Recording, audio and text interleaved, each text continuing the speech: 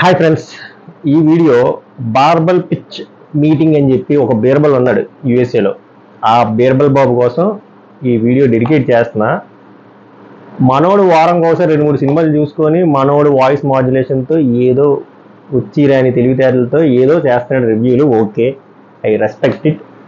Review అంటే individual opinion pass చేయొచ్చు, నేను పాస్ చేస్తా, ఓకే ఫైన్. బట్ నిన్న వీడియో చేశాడు. ఏంటి మనోడు? పాలిటిక్స్ మీద, అది డేటా అనాలిసిస్ అంట. General elections 2014 analysis. యుఎస్లో కూర్చున్న మనోడు ఏపీ సిచ్యువేషన్ గురించి పెద్ద పెద్ద మాటలు మాట్లాడాడు. మాట్లాడినా పర్లేదు, మరీ ఏమంటారు డీమీనింగ్గా మాట్లాడాడు మాట కొందరి మీద, ఎస్పెషల్లీ పవన్ కళ్యాణ్ మీద అండ్ ఇక్కడ ఉండే జాబ్స్ పరిస్థితి మీద కొన్ని కామెంట్స్ పాస్ చేశాడు. అది ఎంత చైల్డిష్గా ఉందంటే, వెనకటికి ఒకడు వాడికి నాగల దోషం ఉందన్నారని దీపావళి రోజు పాంపిల్ కాల్చడం మానేసాడంట.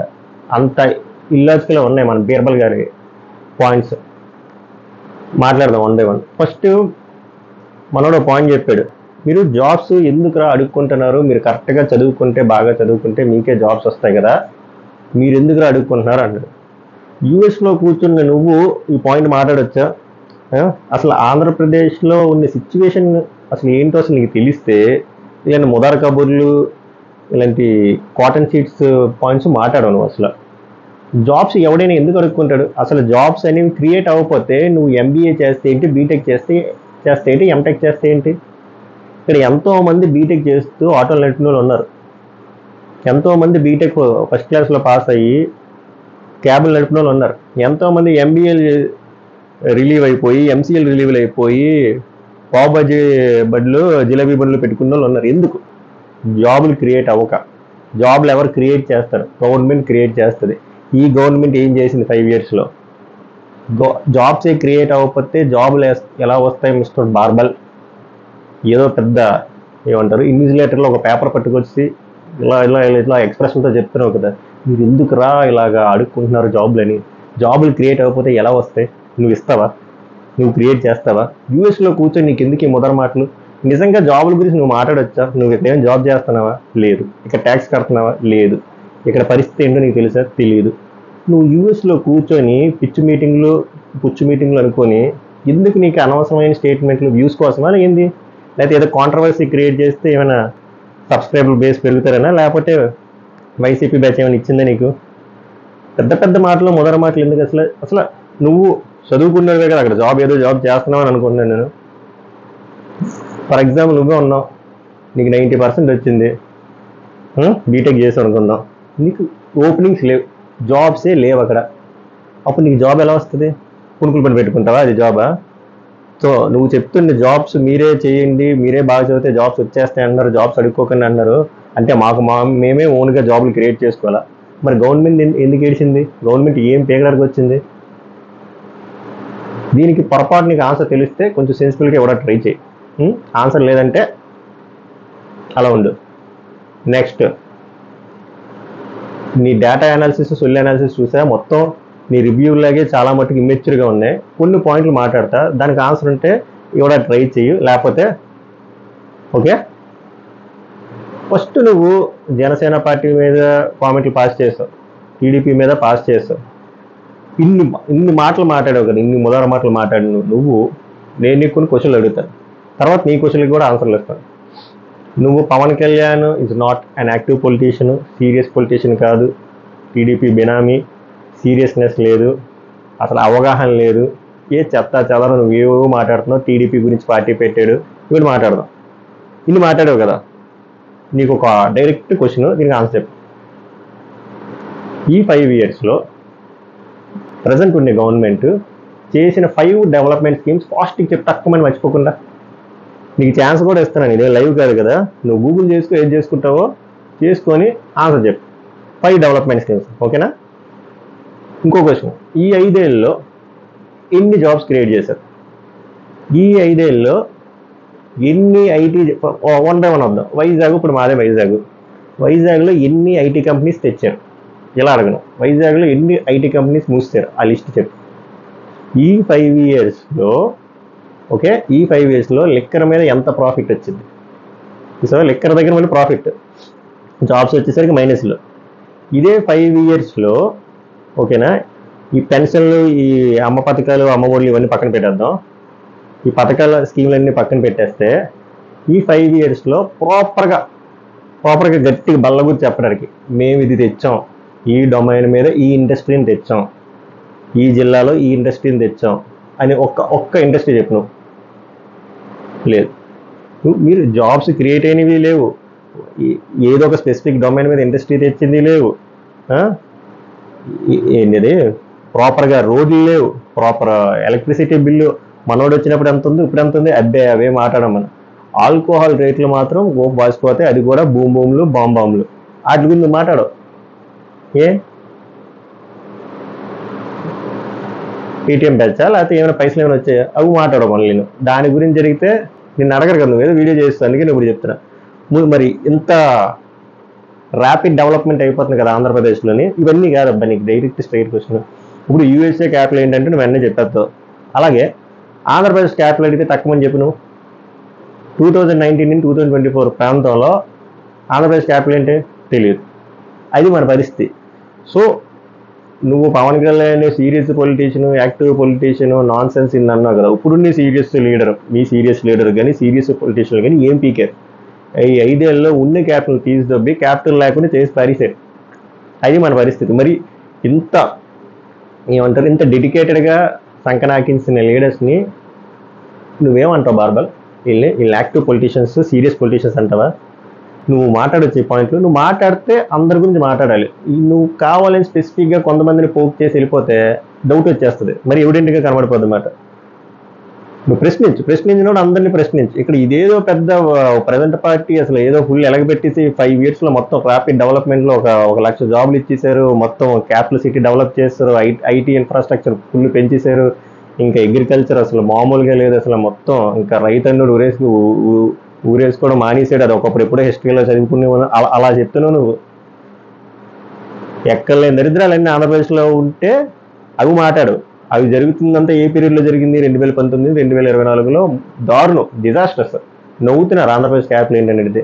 నువ్వు యూఎస్లో కూర్చొని కబుర్లు దొరుకుతున్నావు. నువ్వు పక్కన పెట్టి ఇప్పుడు జనసేనకు వద్దాం. పవన్ కళ్యాణ్ ఈ పార్టీ పెట్టిన టీడీపీ కోసం అండి. ఫోన్ చేసి చెప్పాడు టీడీపీ కోసం పెట్టాడని. 2014లో పార్టిసిపేట్ చేశాడు విత్ 0 seats.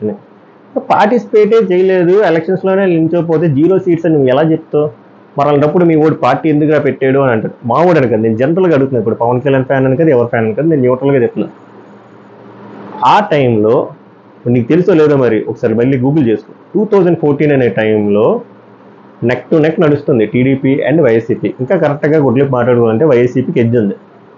పవన్ కళ్యాణ్ పెట్టడానికి కారణం అదొక స్ట్రాటజిక్ మూవ్. పవన్ కళ్యాణ్కి తెలుసు అప్పుడు అక్కడ అసలు క్యాడరే లేదు, ఏమీ లేదు, అసలు ఓన్లీ పవన్ కళ్యాణ్ నేమ్ తప్ప వచ్చి పీకింది ఏం ఉండదని తెలుసు. బట్ ఒక సెన్సేషన్ క్రియేట్ చేయాలి, ఒక డిస్ట్రాక్షన్ ఇవ్వాలి, ఆ వేవ్ అక్కడి నుంచి ఇటువైపు మారాలి అంటే ఏం చేయాలి? పవన్ కళ్యాణ్ పార్టీ పెట్టినా రాదు, అది తెలుసు. ఆల్రెడీ అటుపక్క అపోజిషన్లో ఉన్న టీడీపీకి వస్తే అట్లీస్ట్ పెద్ద దరిద్రంతో పోలిస్తే చిన్న దరిద్రం కొంచెం బెటరే కదా అని చెప్పి మనోడు ఓపెన్గా సపోర్ట్ చేశాడు. అదేమి దాక్కుని ఎక్కడ బాత్రూంలో వెళ్ళి దాక్కుని చెప్పలేదు కదా. సో కేవలం దానికోసం అని చెప్పి అప్పుడు అనౌన్స్ చేశాడు. ఎందుకు ఆ వేవ్ని ఈ వేవ్ కింద మార్చుదు, ఇటు పక్క మార్చుదు అని చెప్పి. అంతే తప్ప ఏదో క్లబ్ అయిపోవాలని కాదు. క్లబ్ అయిపోయిన ఎవరిని ఎందుకు చెప్తాడు? నేను డైరెక్ట్గా నేను టీడీపీకి సపోర్ట్ చేస్తున్నాను అంటే అప్పుడు పవన్ కళ్యాణ్ నెంబర్ 1 రేస్లో ఉన్నాడు, ఎలా అయినా వెళ్తుంది కదా. ఇది పక్కన పెట్టేద్దాం. టీడీపీ మద్దతు, టీడీపీ బినామీ అంటారు మళ్ళీ మీరే. మరి అలాంటి బినామీ అయినప్పుడు 2019లో ఎందుకు మరి సెపరేట్గా పార్టిసిపేట్ చేశారు? వాళ్ళకి తెలుసు కదా స్ప్లిట్ అయితే ఓట్లు షేర్ అయి సెపరేట్గా వితౌట్ ఎలియన్స్ ఉంటే ఓట్లు షేర్ అయిపోతాయని చెప్పి. మరి ఎందుకు చేశారు? అప్పుడు బినామీ కాదు మళ్ళీ, అప్పుడేంటి మరి మీ లెక్క ప్రకారం? అసలు నీకు ఇంకో లాజిక్ అర్థం కావట్లేదు. అసలు 2019లో ఆ డెసిషన్ తీసుకోవడం వల్లే జనసేనకి చాలా వరకు ఆల్మోస్ట్ ఒక 8 to 9 పొజిషన్స్లో ఓడిపోయారు ఓటింగ్. బేసిక్ ఎగ్జాంపుల్ చెప్తా, కాలం నువ్వు గూగుల్ చేసుకో. గాజువాకలో జనసేనకి, టీడీపీకి, వైఎస్ఆర్సీపీకి ఆల్మోస్ట్ ఒక రేంజ్లోనే వచ్చాయి. 34,000 డిఫరెన్స్. వాళ్ళకి 1,00,000 చిల్లర వచ్చింది, ఇక్కడ 1,00,000 చిల్లర వచ్చింది, ఇక్కడ 1,00,000 చిల్లర వచ్చింది. ఫర్ ఎగ్జాంపుల్ అక్కడ వీళ్ళు పొత్తులో ఉండి టీడీపీతో పొట్టులో ఉండి పార్టిసిపేట్ చేశారనుకో, టీడీపీ నించోదు, అప్పుడు ఎవరు గెలుస్తారు? ఆ 1,00,000 టీడీపీ ఓట్లు జనసేనకే కదా వెళ్తాయి. ఇప్పుడు లాస్ ఎవరికి? జనసేనకే కదా. సేమ్ భీమవరంలో కూడా అదే జరిగింది. అక్కడ టీడీపీ అనే పార్టీ లేకపోతే ఆ ఓట్లు జనసేనకు వస్తాయి. సో ఇక్కడ నష్టపోయింది వాళ్ళే. కావాలని ఒకవేళ బినామీ అయితే కావాలని ఎందుకు నష్టపోతారు? నువ్వు బీర్బల్ మరి ఎంత ఇల్లాజికల్గా ఉన్నాయి మాట్లాడుతూ క్వశ్చన్ పేపర్ పట్టుకుని వచ్చేస్తావు కదా. ఇంత ఎందుకు స్వయంగా అలాగా దోలు తీసుకుంటారు? ఇప్పుడు ఇంకో పాయింట్ ఏదో చెప్పు, మంచిదాను. ఇలా క్వశ్చన్ పేపర్ పట్టుకోలేం కాబట్టి చెప్తున్నా. ఇప్పుడు 2024లో మళ్ళీ ఏలియన్స్ పెట్టుకున్న తప్పేంటి? ఇప్పుడు ఇదేమైనా పవన్ కళ్యాణ్ ఏమైనా కొత్తగా పదం ఏమైనా క్రియేట్ చేశాడా? ఇప్పుడే వచ్చిందా? భూమి పుట్టక ఇంగ్లీష్ పుట్టినప్పటి నుంచి ఉంది కదా ఏలియన్స్ అనేవి, పొత్తులు అనేవి. పాలిటిక్స్లో ఎప్పటి నుంచో నడుస్తుంది కదా. ఇప్పుడు ఎజెండా ఏంటి? సింపుల్గా చెప్తుంది, వైఎస్ఆర్సీపీ రాకూడదు అనేది పవన్ కళ్యాణ్ ఎజెండా.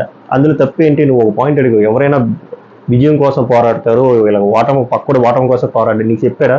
ఒక్కొక్కరిది ఒక్కొక్క పర్స్పెక్టివ్. ఇప్పుడుండే పరిస్థితికి పవన్ కళ్యాణ్కి గ్రౌండ్ రియాలిటీ తెలుసు కాబట్టి, నీలాంటి అది కాదు కాబట్టి క్లియర్గా మనం ఎలాగో గెలం. సో మనం పెద్ద పెద్ద ముదారు మాటలు మాట్లాడకూడదు. మనం చేతిలో ఉన్నంత వరకు మనం ఎంత చేయగలమో అంత చేద్దాం. ఏం చేయగలరు? ఇప్పుడు 2019లో చేసిన మిస్టేక్ మళ్ళీ చేయకూడదు, మళ్ళీ ఓట్స్ షేర్ అవ్వకూడదు అని చెప్పి తీసుకున్న కలెక్టివ్ డెసిషన్. ఇందులో నీకు ఏమి ఇల్లాజిక్గా అనిపించిందో, ఏమి సెన్స్లెస్గా అనిపించిందో నీ పిచ్ మీటింగ్ బ్రెయిన్కి వదిలేసాను. ఇంకోటి ఏదో చెప్పు, మళ్ళీ నేను చెప్తాను. పవన్ కళ్యాణ్ 10 ఏళ్ళలో ఏం చేశాడో నాకు యాక్టివ్ పొలిటీషియన్గా కనిపించట్లేదు అంటున్నాడు. నేను నీకు ఆన్సర్ చెప్పను. సరదాగా గూగుల్ చేసుకో, లేకపోతే యూట్యూబ్లో కొట్టుకో, పవన్ కళ్యాణ్ ఏమేమి చేశాడో మొత్తం లిస్ట్ అంతా వస్తుంది. నీకు తెలుసుండి క్వశ్చన్ అడిగో నాకు తెలుసు. నువ్వు నేను ఇదేదో ఇమ్మెచ్యూర్డ్గా ఇల్లాజికల్గా అడిగావు నాకు తెలియదు. కావాలని నువ్వు పోక్ చేయడానికి అడిగావు నాకు తెలుసు. పవన్ కళ్యాణ్ ఏం చేశాడు అనేది నీకు తెలుసు. కావాలని నేను దానికి రివర్స్లో అడిగింది ఏంటంటే, వైసీపీ ఏం చేసింది 5 yearsలో? నేను మళ్ళీ అదే అడుగుతున్నా. వీళ్ళు ఏం పీకేసరి 5 ఏళ్ళలో? వీళ్ళు ఏం పీకలేదు కదా. మరి వీళ్ళు నేను యాక్టివ్ పొలిటీషియన్ అనొచ్చా? వీళ్ళకి అట్లీస్ట్ పవర్ ఉంది కదా. పవర్ ఉండి వీళ్ళు ఏం పీకారు? దానికి నీ సమాధానం ఏంటి అసలు? లేదు. ఎందుకు మనం ఏదో వారంకో సినిమా చూస్తున్నాం, ఏదో 2 బీర్లు వేస్తున్నాం, మనకి తెలిసిన ఎరుహుకు మైండ్తో ఏదో రివ్యూలు ఇస్తున్నాం, ఏదో వ్యూస్ వస్తున్నాయి, అయిపోయింది. మళ్ళీ డేటా అనాలిసిస్ ఆర్కిటెక్చర్లో ఎందుకు నీ ఏదో ఫీలింగ్? నువ్వు ఓట్ షేర్ పర్సెంటేజ్ చెప్తున్నాడు బ్రో. నువ్వేమైనా సర్వేలో పని చేస్తున్నావా ఎక్కడైనా? నీకు ఎవరు చెప్పాడు 5%? నేను ఇప్పుడేమో 100%, 100%లో 50%, 40% అని చెప్పట్లేదు. మాకు తెలుసు గ్రౌండ్ రియాలిటీ ఎంత ఉందో. కానీ నువ్వు ఎగ్జాక్ట్గా డెసిమల్స్తో చెప్తున్నావు కదా. నీకు ఎవరు చెప్పాడు డెసిమల్స్తో జనసేన పార్టీకి ఎంత ఉంది అనేది? అండ్ ఇంకోటి, నీకు ఎవడు చెప్పాడు జనసేన పార్టీకి 100 సీట్లు ఎక్స్పెక్ట్ చేస్తున్నాను? మీ ఎరుహుకు ఫ్యాన్స్కి మీకు తెలియదు మా ఓడికి ఎంత ఎక్స్పెక్ట్ చేస్తుంది? నీకు చెప్పాడు ఎవరైనా పవన్ కళ్యాణ్ ఫ్యాన్ ఫోన్ చేసి జనసేన పార్టీ 100 సీట్లు ఎక్స్పెక్ట్ చేస్తుందని? అండ్ ఇంకోటి, టీఆర్ఎస్ పార్టీతో ఏదో కంపేర్ చేశారు. వాళ్ళు ఫస్ట్ స్టార్ట్ చేసినప్పుడు కొంత తక్కువ సీట్లతో స్టార్ట్ చేశారు, దాని తర్వాత ఎంత చేశారు, దాని తర్వాత ఎంత చేశారు, ఇవాల్వ్ చేశారు. అది వాళ్ళ స్ట్రాటజీ. అప్పుడున్న పొలిటికల్ ఎన్వైర్న్మెంట్ ప్రకారం ఎలా గ్రో అవ్వాలో ఆ పార్టీ గ్రో అయింది. యాస్టీస్గా ఐడెంటికల్గా గ్రో అవ్వాలని ఏమైనా రాజ్యాంగంలో రాసిందా? ఇక్కడ ఆంధ్రప్రదేశ్లో సిచ్యువేషన్ వేరు. అప్పుడు టీఆర్ఎస్ పార్టీ ఎస్టాబ్లిష్ అయ్యి ఇవాల్వ్ అయినప్పుడు సిచ్యువేషన్ వేరు. అప్పుడు ఒక స్టేట్ ఉండేది, ఇప్పుడు 2 స్టేట్లు ఉన్నాయి. ఇప్పుడు మొత్తం డైనమిక్స్ అంతా వేరేలా ఉన్నాయి. అఫ్కోర్స్ పవన్ కళ్యాణ్ ముందు 2019లో ఎక్కువ సీట్లు పార్టిసిపేట్ చేశాడు, ఇప్పుడు 30 పార్టిసిపేట్ చేశాడు. నీకేది బాధ? ఇప్పుడు నీ బాధ ఏమనిపిస్తుందంటే, ఈ 30 సీట్లలో ఎక్కడ పవన్ కళ్యాణ్కి పాతికి వచ్చి టీడీపీకి 75 వచ్చి వీళ్ళు గవర్నమెంట్ ఫామ్ అయిపోతుందేమో అని భయం ఎక్కువ నాకు నీ కళ్ళలో కనిపిస్తుంది. క్వశ్చన్ మార్క్లో కూడా నాకు లీక్ అయినట్టు అనిపిస్తుంది. దాని మీద నీ ఫీలింగ్ ఏంది బ్రో? సో నేనేమని చెప్తా అంటే, నువ్వు పవన్ కళ్యాణ్ని ప్రశ్నించు, నీకు రైట్ ఉంది. కానీ పెద్ద పెద్ద మాటలు, ముదార మాటలు, డేటా అనాలిసిస్లు, ఈ పై చాట్లు ఈ వద్దు. ఈ క్వశ్చన్ అసలు ఫస్ట్ చేతిలో క్వశ్చన్ పేపర్కి నాకు చాలా చిరాకు ఉంది. ఇంకోటి, అందరికంటే లీస్ట్ డిజర్వ్డ్ నువ్వు మాట్లాడడానికి. నువ్వు ఇక్కడ ఏపీలో లేవు, ఏపీలో లేకపోతే మాట్లాడకూడదు అంటే అది రాంగ్. మాట్లాడచ్చు. కానీ ఏపీలో ఉన్నోడి కంటే ఎక్కువ మాట్లాడుతున్నావు చూసావు నువ్వు, అది ఓవర్ యాక్షన్. అంటే జాబ్స్ గురించి, పాలిటిక్స్ గురించి, పాలిటిక్స్ స్ట్రాటజీస్ గురించి, సర్వే పర్సంటేజ్ గురించి, అసలు ఒక పార్టీ ఎందుకు పెట్టాలి, ఇలాంటి పెద్ద పెద్ద ఆ మొదల మాటలు మాత్రం వద్దుని. నువ్వు ఏదో బార్బల్ పిచ్ మీటింగ్ అనుకుంటే ఏదో బీరబల్ కబుర్లు లేదు చెప్పుకుంటున్నావు కదా. ఆ మూవీ రివ్యూస్ చెప్పుకో, నీకు నచ్చింది చేసుకో. ఈ పాలిటిక్స్లో వచ్చి అనవసరంగా ఏళ్ళు పెట్టగా నీకే బొక్క. అది నేను చెప్పదలుచుకుంది. అది నీకు అర్థమైందని నేను అనుకుంటున్నా. నేను అడిగిన క్వశ్చన్కి పొరపాటు నీకు ఆన్సర్ వస్తే ట్రై చేయి, రిప్లై ఇవ్వడానికి ట్రై చేయి. ఇంకో క్వశ్చన్ పేపర్ పట్టుకొని ట్రై చేయి. ఇంకోటి, నువ్వు ప్రతిసారి ఒకరి మీద పాయింట్ చేసి మాట్లాడడం కాదు, నువ్వు ఒకవైపు పాయింట్ చేస్తున్నావంటే ఎన్ని వేలు నీ వైపు చూస్తున్నావు కూడా ఒకసారి ఆలోచించి మిగిలిన వాళ్ళని కూడా ప్రశ్నించు. నేను అడిగాను కదా వైసీపీ ఏం పీకింది 5 ఏళ్ళని. నేను ఇప్పుడు వైసీపీ యాంటీ ఏం కాదు, కానీ నాకు నచ్చలు 5 ఏళ్ళు. ఎందుకంటే 5 ఏళ్ళు ఏం లేవు అక్కడ. ఏమనంటే వెంటనే వీడియో చేయను చూస్తా, ఏం లేదంటారు కూడా చేయపోను ఏదో ఒకటి, బట్ ఏదో ఒకటి చేయి అంతే తప్ప జనసేన పార్టీ ఎలా ఎస్టాబ్లిష్ అవ్వాలో నువ్వే చెప్పడం, వాళ్ళ మూమెంట్స్ అలా చేయకూడదు ఇలాగే చేయాలి. ఇంకోటి చెప్పి మర్చిపోయినా, మంచి పాయింట్. పవన్ కళ్యాణ్కి క్యాస్ట్ పిచ్ ఉంది, అందరికీ క్యాస్ట్ పిచ్ ఉంటుంది, అందుకే ఎక్కువ కాపు పర్సంటేజ్ ఉన్నది అదివాకలో పార్టిసిపేట్ చేశారు. ఎవడు పార్టిసిపేట్ చేయడు బ్రో? ఎవడు ఏ కాన్స్టిట్యూషన్లో వాళ్ళ క్యాస్ట్ ఎవరు ఎక్కువ మంది ఉంటారు అక్కడే చేస్తారు, అది తెలిసిందే కదా, అందులో తప్పే ఉంది. ప్రతి ఒక్కటి చేసింది అదే కదా. చంద్రబాబు నాయుడు చేసింది అదే. చంద్రబాబు నాయుడు ఉన్న ప్లేస్లో చౌదరీస్ ఎక్కువ, జగన్ ఉన్న ప్లేస్లో రెడ్డిలు ఎక్కువ, బాలకృష్ణ ఉన్న ప్లేస్లో హిందూపురంలో చౌదరీలు ఎక్కువ. ఇందులో రొప్పే ఉంది. పవన్ కళ్యాణ్ నించున్న ప్లేస్లో కాపులు ఎక్కువ. ఈ ప్రాబ్లం ఏంటి? అందులో తప్పేంటి? రాజ్యాంగంలో ఏమైనా రాశారా ఇలాగా నించోకూడదని చెప్పి? ఫస్ట్ ఎవడైనా గెలాలనే కదా అనుకుంటాడు. గెలాలనుకున్నప్పుడు ఏం చేసుకుంటారు? వాళ్ళ సామాజిక వర్గంలో ఓట్ బ్యాంక్ ఎక్కడ ఉందో ఆ ప్లేస్లో నించుంటాడు. అందులో తప్పేంటి? అండ్ ఇంకోటి, ఇప్పుడు వచ్చి పవన్ కళ్యాణ్ చెప్పలేదు ఎక్కడి నుంచి, నీకు ఎందుకు చెప్పాలి అసలు? నువ్వెవడివి? నువ్వెవడివి అసలు? నీకు ఎందుకు చెప్పాలి అసలు? నువ్వేమైనా జనసేన పిఏ లేకపోతే ఏమైనా ఆ క్యాడర్లో ఏమైనా ఉందా అసలు? నీకు ఏమైనా కొన్ని స్పోక్స్ పర్సన్? నువ్వు అసలు ఎవడివి? నువ్వు అసలు ఏపీలోనే లేవు, ఎక్కడో యూఎస్లో దబ్బించుకున్నావు, ఏవో రివ్యూలు చేసుకుంటూ, ఏరో హుక్ మీటింగ్లు చేసుకుంటూ. నా మాట ఫస్ట్ నువ్వు ఆపి, ఈ పాలిటిక్స్ ఆపి. నీకు సెట్ కాదు అసలు. నీకు మూవీస్ కూడా సెట్ కాదు. ఏదో అన్ఫార్చునేట్లీ జనాలు చూస్తున్నారు, వ్యూస్ వస్తున్నాయి, ఓకే, అది ఏదో కంటిన్యూ చేసుకో. మేము ఏదో చూడలేనట్టు మేమే చూసుకుంటాం, బట్ వద్దు, పాలిటిక్స్ వద్దు నీకు. ఆ క్వశ్చన్ పేపర్ ఫస్ట్ తీసి నువ్వు చేతిలో నుంచి అసలు చూడలేకపోతున్నావు. అండ్ ఆ ఇసుకలో పెట్టినట్టు ఈ స్లో మోషన్లో వద్దు అసలు. ఇది ఆపేసి మేము మూవీ రివ్యూలు, ఓటీటీ రివ్యూలు ఇంకేం చేసుకో, లేకపోతే సరిగంప వస్తున్నాయి కదా ఆ రివ్యూలు చేసుకో. ఈ పాలిటిక్స్ మీద మాత్రం వస్తే క్లారిటీతో రా. అట్లీస్ట్ నువ్వు ఆంధ్రప్రదేశ్కి రాకపోయినా అట్లీస్ట్ తెలంగాణ, కేరళ, కర్ణాటకలో రా. ఫస్ట్ ఇండియాలో ఉంది. నువ్వు ఇండియాలో వచ్చి మాట్లాడు ఇండియా దరిద్రాల గురించి. నువ్వు యూఎస్లో వచ్చి మాట్లాడ ఫస్ట్. అర్థమైందా? ఇది మ్యాటర్. బై.